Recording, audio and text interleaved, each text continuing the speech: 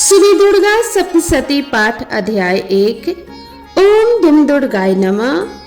इस अध्याय में मेधा ऋषि का राजा सूरत और समाधि को भगवती की महिमा बताते हुए मधु कैटव वध का प्रसंग सुनाना। भगवान विष्णु के सो जाने पर मधु और कैटव को मारने के लिए कमल जन्मा ब्रह्मा जी ने जिनका स्तवन किया था, उन महाकाली देवी का मैं सेवन करता हूँ। वे अपने 10 हाथों में खड्ग चक्र गदा बाण धनुष परिघ शूल भुसुंडी मस्तक और शंख धारण करती हैं। उनके 3 नेत्र हैं। वे समस्त अंगों में दिव्य आभूषणों से विभूषित हैं। उनके शरीर की कांति नीलमणि के समान है तथा वे अपने 10 मुख और 10 पैरों से युक्त हैं। मार्कंडे जी बोले, सूर्य के पुत्र सावर्णी जो 8वें मनु कहे जाते हैं, उनकी उत्पत्ति की कथा विस्तार पूर्वक कहता हूँ, सुनो। सूर्य कुमार महाभाग सावर्णी भगवती महामाया के अनुग्रह से जिस प्रकार मनवंतर के स्वामी हुए, वही प्रसंग सुनाता हूँ। पूर्व काल की बात है। स्वारोचिस मनवंतर में सूरत नाम के एक राजा थे जो चैत्र वंश से उत्पन्न हुए थे। उनका समस्त भूमंडल पर अधिकार था। वे प्रजा का अपने औरस पुत्रों की भांति धर्म पूर्वक पालन करते थे। तो भी उस समय कोलाविंध्वंसी नामक कुल के क्षत्रिय उनके शत्रु हो गए। राजा सूरत की दंड नीति बड़ी प्रबल थी। उनका शत्रुओं के साथ संग्राम हुआ। यद्यपि कोला विध्वंसी संख्या में कम थे, तो भी राजा सूरत युद्ध में उनसे परास्त हो गए। तब वे युद्ध भूमि से अपने नगर को लौट आए और केवल अपने देश के राजा होकर रहने लगे। समूची पृथ्वी से अब उनका अधिकार जाता रहा, किंतु वहां भी उन प्रबल शत्रुओं ने उस समय महाभाग राजा सूरत पर आक्रमण कर दिया। राजा का बल क्षीण हो चला था। इसीलिए उनके दुष्ट बलवान एवं दुरात्मा मंत्रियों ने वहां उनकी राजधानी में भी राजकीय सेना और खजाने को हथिया लिया। सूरत का प्रभुत्व नष्ट हो चुका था। इसीलिए वे शिकार खेलने के बहाने घोड़े पर सवार होकर वहां से अकेले ही एक घने जंगल में चले गए। वहां उन्होंने विप्रवर मेधा मुनि का आश्रम देखा, जहां कितने ही हिंसक जीव अपनी स्वाभाविक हिंसा वृत्ति को छोड़कर परम शांत भाव से रहते थे। मुनि के बहुत से शिष्य उस वन की शोभा बढ़ा रहे थे। वहां जाने पर मुनि ने उनका सत्कार किया और वे उन मुनि श्रेष्ठ के आश्रम पर इधर उधर विचरते हुए कुछ काल तक रहे। फिर ममता से आकृष्ट चित्त होकर वहां इस प्रकार चिंता करने लगे, पूर्व काल में मेरे पूर्वजों ने जिसका पालन किया था, वही नगर आज मुझसे रहित है। पता नहीं मेरे दुराचारी भृत्यगण उसकी धर्म पूर्वक रक्षा करते हैं या नहीं। जो सदा मद की वर्षा करने वाला और शूरवीर था, वह मेरा प्रधान हाथी अब शत्रुओं के अधीन होकर न जाने किन दुखों को भोगता होगा। जो लोग मेरी कृपा धन और भोजन पाने से सदा मेरे पीछे पीछे चलते थे, वे निश्चय ही अब दूसरे राजाओं का अनुसरण करते होंगे। उन अपव्ययी लोगों के द्वारा सदा खर्च होते रहने के कारण अत्यंत कष्ट से जमा किया हुआ मेरा वह खजाना खाली हो जाएगा। ये तथा और भी कई बातें राजा सूरत निरंतर सोचते रहते थे। एक दिन उन्होंने वहां विप्रवर मेधा के आश्रम के निकट एक वैश्य को देखा और उससे पूछा, भाई तुम कौन हो? यहाँ तुम्हारे आने का क्या कारण है? तुम क्यों शोकग्रस्त और अनमने से दिखाई देते हो? राजा सूरत का यह प्रेम पूर्वक कहा हुआ वचन सुनकर वैश्य ने विनीत भाव से राजा को प्रणाम करके कहा। वैश्य बोला, राजन मैं धनियों के कुल में उत्पन्न एक वैश्य हूँ। मेरा नाम समाधि है। मेरे दुष्ट स्त्री पुत्रों ने धन के लोभ से मुझे घर से बाहर निकाल दिया है। मैं इस समय धन, स्त्री और पुत्रों से वंचित हूँ। मेरे विश्वसनीय बंधुओं ने मेरा ही धन लेकर मुझे दूर कर दिया है। इसीलिए दुखी होकर मैं वन में चला आया हूँ। यहाँ रहकर मैं इस बात को नहीं जानता कि मेरे पुत्रों की, स्त्री की और स्वजनों की कुशल है या नहीं। इस समय घर में वे कुशल से रहते हैं अथवा उन्हें कोई कष्ट है। वे मेरे पुत्र कैसे हैं? क्या वे सदाचारी हैं अथवा दुराचारी हो गए हैं? राजा ने पूछा, जिन लोभी स्त्री पुत्र आदि ने धन के कारण तुम्हें घर से बाहर निकाल दिया, उनके प्रति तुम्हारे चित्त में इतना स्नेह का बंधन क्यों है? वैश्य बोला, आप मेरे विषय में जैसी बात कहते हैं वह सब ठीक है, किंतु क्या करूं? मेरा मन निष्ठुरता धारण नहीं करता।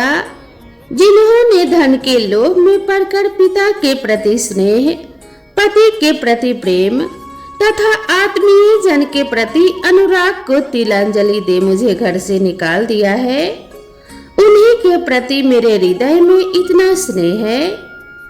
महामते गुणहीन बंधुओं के प्रति भी जो मेरा चित्त इस प्रकार प्रेम मगन हो रहा है, यह क्या है? इस बात को मैं जानकर भी जान नहीं पाता। उनके लिए मैं लंबी सांसें ले रहा हूँ और मेरा हृदय अत्यंत दुखित हो रहा है। उन लोगों में प्रेम का सर्वथा अभाव है, तो भी उनके प्रति जो मेरा मन निष्ठुर नहीं हो पाता, इसके लिए क्या करूं? मार्कंडेय जी कहते हैं कि ब्राह्मण तदनंतर राजाओं में श्रेष्ठ सूरत और वह समाधि नामक वैश्य दोनों साथ साथ मेधा मुनि की सेवा में उपस्थित हुए और उनके साथ यथा योग्य न्याय अनुकूल विनय पूर्ण बर्ताव करके बैठे। तत्पश्चात वैश्य और राजा ने कुछ वार्तालाप आरंभ किया। राजा ने कहा, भगवान, मैं आपसे एक बात पूछना चाहता हूँ, उसे बताइए।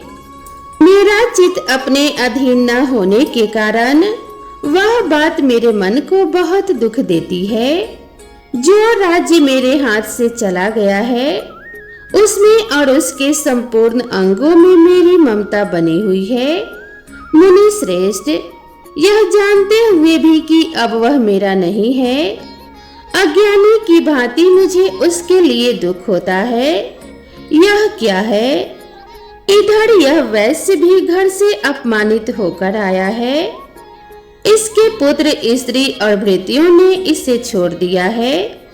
स्वजनों ने भी इसका परित्याग कर दिया है, तो भी यह उनके प्रति अत्यंत हार्दिक स्नेह रखता है। इस प्रकार यह तथा मैं दोनों ही बहुत दुखी हैं। जिसमें प्रत्यक्ष दोष देखा गया है, उस विषय के लिए भी हमारे मन में ममता जनित आकर्षण पैदा हो रहा है। महाभाग हम दोनों समझदार हैं, तो भी हमें जो मोह पैदा हुआ है, यह क्या है?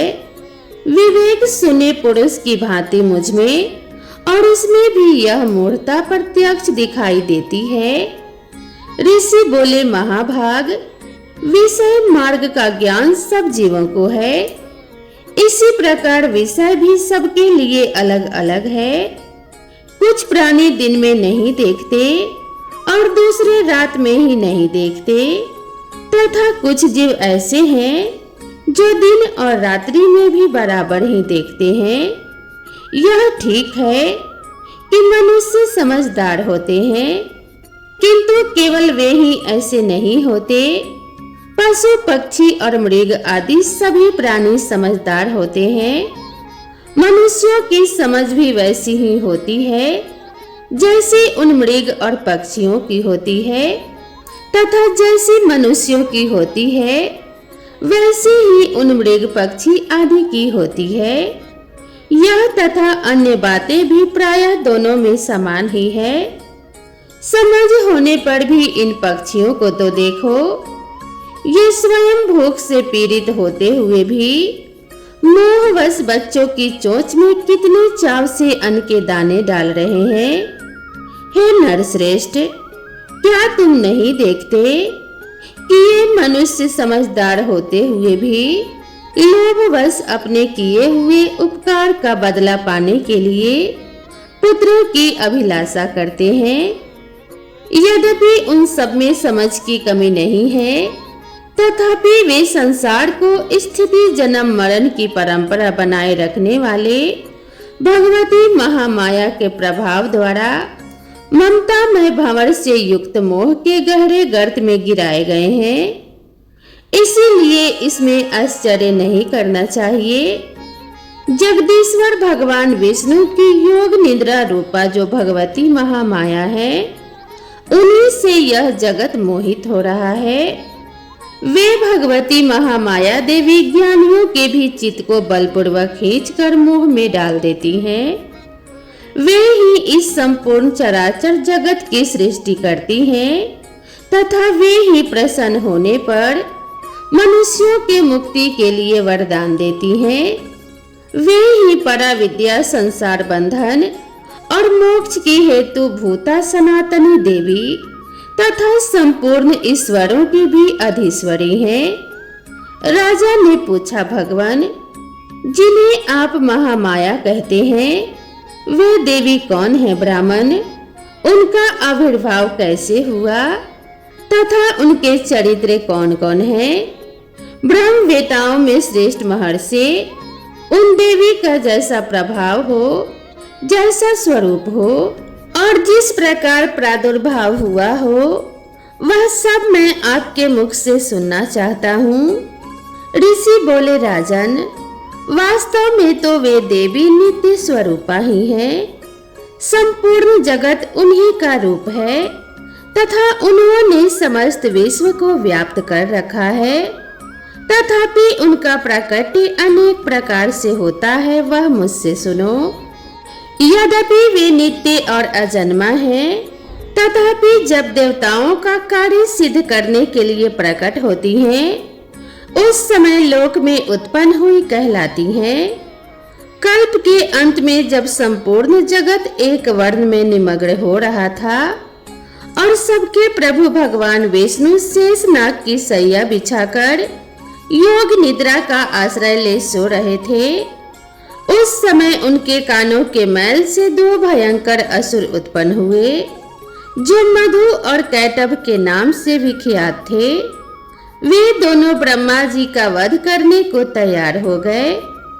भगवान विष्णु के नाभि कमल में विराजमान प्रजापति ब्रह्मा जी ने जब उन दोनों भयानक असुरों को अपने पास आया और भगवान को सोया हुआ देखा, तब एकाग्रचित होकर उन्होंने भगवान विष्णु को जगाने के लिए उनके नेत्रों में निवास करने वाली योग निद्रा का स्तवन आरंभ किया, जो इस विश्व की अधीश्वरी जगत को धारण करने वाली, संसार का पालन और संहार करने वाली तथा तेज स्वरूप भगवान विष्णु की अनुपम शक्ति है। उन्हीं भगवती निद्रा देवी की भगवान ब्रह्मा स्तुति करने लगे। ब्रह्मा जी ने कहा कि देवी, तुम ही स्वाहा, तुम ही स्वधा और तुम ही वसटकार हो। स्वर भी तुम्हारे ही स्वरूप है। तुम ही जीवन दायिनी सुधा हो। नित्य अक्षर प्रणव में आकार, उकार, मकार, इन तीनों मात्राओं के रूप में तुम ही स्थित हो तथा इन तीन मात्राओं के अतिरिक्त जो बिंदु रूपा नित्य अर्ध मात्रा है, जिसका विशेष रूप से उच्चारण नहीं किया जा सकता, वह भी तुम ही हो। देवी, तुम ही संध्या, सावित्री तथा परम जननी हो। देवी, तुम ही इस विश्व ब्रह्मांड को धारण करती हो। तुमसे ही इस जगत की सृष्टि होती है, तुम्ही से इसका पालन होता है और सदा तुम ही कल्प के अंतर में सबको अपना ग्रास बना लेती हो। हे देवी, इस जगत की उत्पत्ति के समय तुम सृष्टि रूपा हो, पालन काल में स्थिति रूपा हो तथा कल्पांत के समय संहार रूप धारण करने वाली हो। तुम्हें महाविद्या, महामाया, महामेधा, महास्मृति, महामोह रूपा महादेवी और महासुरी हो। तुम्ही तीनों गुणों को उत्पन्न करने वाली सबकी प्रकृति हो। भयंकर काल रात्रि, महारात्रि और मोहरात्रि भी तुम्ही हो। तुम्ही श्री, तुम्ही ईश्वरी और तुम्ही बोध स्वरूपा बुद्धि हो। लज्जा, पुष्टि, तृष्टि, शांति और क्षमा भी तुम्ही हो। तुम खड्ग धारिणी, शूल धारिणी, घोड़ रूपा तथा गदा, चक्र, शंख और धनुष को धारण करने वाली हो। बाण, भुसुंडी और परिघ ये भी तुम्हारे अस्त्र हैं। तुम सौम्य और समयंतर हो। इतना ही नहीं, जितने भी सौम्य एवं सुंदर पदार्थ हैं उन सब की उपेक्षा तुम अत्यधिक सुंदरी हो। पर और अपर सबसे परे रहने वाली परमेश्वरी तुम ही हो। सर्वस्वरूपे देवी, कहीं भी सत असत रूप जो कुछ वस्तुएं हैं और उन सब की जो शक्ति है वह तुम ही हो। ऐसी अवस्था में तुम्हारी स्तुति क्या हो सकती है? जो इस जगत की सृष्टि, पालन और संहार करते हैं, उन भगवान को भी जब तुमने निद्रा के अधीन कर दिया है, तब तुम्हारी स्तुति करने में यहाँ कौन समर्थ हो सकता है? मुझको, भगवान शंकर को तथा भगवान विष्णु को भी तुमने ही शरीर धारण कराया है, अतः तुम्हारी स्तुति करने की शक्ति किसमें है? देवी, तुम तो अपने इन उदार प्रभावों से ही प्रशंसित हो। ये जो दोनों दुर्शुद्ध असुर मधु और कैटभ हैं, इनको मोह में डाल दो और जगदीश्वर भगवान विष्णु को शीघ्र ही जगा दो। साथ ही इनके भीतर इन दोनों महान असुरों को मार डालने की बुद्धि उत्पन्न कर दो। ऋषि कहते हैं, राजन, जब ब्रह्मा जी ने वहां मधु और कैटभ को मारने के उद्देश्य से भगवान विष्णु को जगाने के लिए तमोगुण की अधिष्ठात्री देवी योग निद्रा की इस प्रकार स्तुति की, तब वे भगवान के नेत्र, मुख, नासिका, बाहु, हृदय और वक्ष स्थल से निकलकर अव्यक्त जन्मा ब्रह्मा जी की दृष्टि के समक्ष खड़ी हो गई। योग निद्रा से मुक्त होने पर जगत के स्वामी भगवान जनार्दन उस एकार्णव के जल में शेषनाग की सैया से जाग उठे। फिर उन्होंने उन दोनों असुरों को देखा। वे दुरात्मा मधु और कैटभ अत्यंत बलवान तथा पराक्रमी थे और क्रोध से लाल आंखें किए ब्रह्मा जी को खा जाने के लिए उद्योग कर रहे थे। तब भगवान श्री हरि ने उठकर उन दोनों के साथ 5000 वर्षों तक केवल बाहु युद्ध किया। वे दोनों भी अत्यंत बल के कारण उन्मत्त हो रहे थे। इधर महामाया ने भी उन्हें मोह में डाल रखा था। इसीलिए वे भगवान विष्णु से कहने लगे, हम तुम्हारी वीरता से संतुष्ट हैं, तुम हम लोगों से कोई वर मांगो। श्री भगवान बोले, यदि तुम दोनों मुझ पर प्रसन्न हो तो अब मेरे हाथों से मारे जाओ। बस इतना सा ही मैंने वर मांगा है, यहाँ दूसरे किसी वर से क्या लेना है। ऋषि कहते हैं, इस प्रकार धोखे में आ जाने पर जब उन्होंने संपूर्ण जगत में जल ही जल देखा, तब कमल नयन भगवान से कहा, जहाँ पृथ्वी जल में डूबी हुई ना हो, जहाँ सूखा स्थान हो, वहीं हमारा वध करो। ऋषि कहते हैं, तब तथा अस्तु कहकर शंख, चक्र और गदा धारण करने वाले भगवान ने उन दोनों के मस्तक अपनी जंघा पर रखकर चक्र से काट डाले। इस प्रकार ये देवी महामाया ब्रह्मा जी की स्तुति करने पर स्वयं प्रकट हुई थी। अब पुनः तुमसे उनके प्रभाव का वर्णन करता हूँ, सो सुनो। इस प्रकार श्री मार्कंडेय ने पुराण में सावर्णिक मनवंतर की कथा के अंतर्गत देवी महात्म्य में मधु कैटभ वध नामक पहला अध्याय पूरा हुआ। तो प्रेम से बोलिए जय माता दी। मिलते हैं कल नए अध्याय के साथ।